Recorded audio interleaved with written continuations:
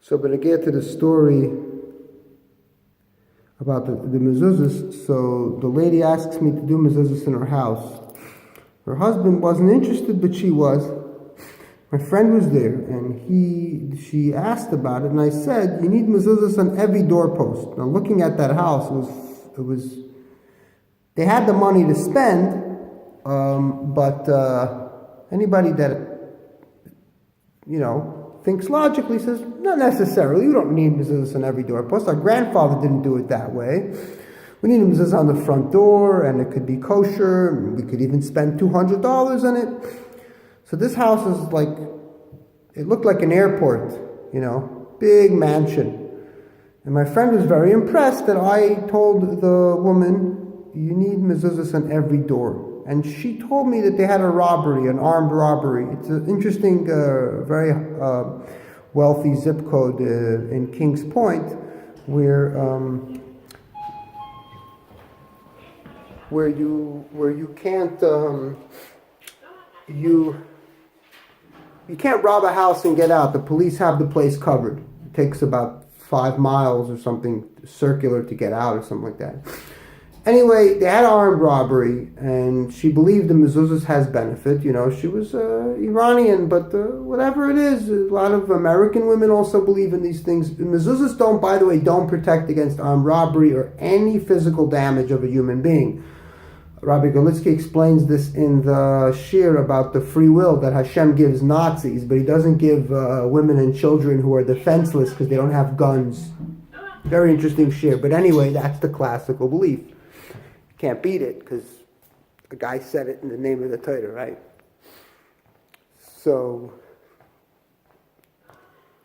anyway, mezuzahs protects against shadim, just like tefillin does. So for shadim, it's good. It protects you against shadim. This is me recording a video. And he was impressed that I told her that, because she could have told me, hey, I don't need this, and I'm risking my own credibility by telling her to be mahader. But at the time, at this age of my 20s, I really believed this was the right thing to do. So again, this whole mezuzah campaign, the only people that get hurt are these naive kids, and that's what it's aimed at. It's aimed at these naive young kids that don't know that Mendelbaum knows how to learn, and Mendelbaum is legit. And Mendelbaum knows what he's talking about, and Zirkin knows. Anyway, so it's aimed at these young, naive kids that are going to be... These young kids are going to be doing... they're going to fall for it, and they're going to believe that it's better to get the more muhudar one. And when I asked the lady to put mezuzahs in all the house, I did the b'di'evet sheb'di'evet, and it still came out to so much money that I didn't get a penny for it. So it was really hard to get them it took like about a year for them to even to agree that they would like to even have mezuzahs. And putting it up wasn't easy, to come special and to make an extra trip. I usually was there on Shabbos.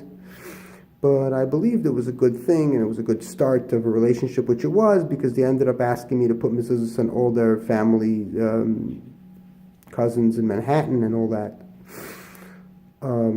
And the grandparents' house and this and that. So what I could have done is I could have said, look, you have a rabbi? Usually everybody has like this rabbi that they bought him a new car or a new house. And I could have told the rabbi, by the way, they don't have kosher mezuzahs, and I'm into Afatzas Hamayana, spreading the Baal Shem Tov and the Rebbe's message that he's the birthday boy of Klal Yisrael, and he's the Mashiach, and whatever we believed came out of the Rebbe's mouth through the interpretation of Lahak. So I would tell the rabbi, look, you go put the mezuzahs because you believe in it. It's basic Judaism. It's for protection against ghosts. And I'll deal with the Baal Shem Tov stuff. Because why should I deal with the miscellaneous parts of Judaism if I could deal with the elite part like Chassidus and all that? I could have done that, but I didn't. But anyway,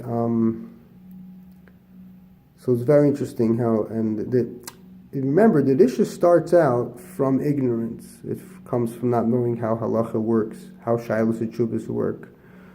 But it ends up nevertheless, it ends up as regular street rishis, totally stealing a little kid's lunch. A boy goes on miftzayim, and he's going to have to give the people these mezuzahs lechatchila, which they don't need. He's probably going to end up putting it on shops, because shops are not even mechuyev anyway.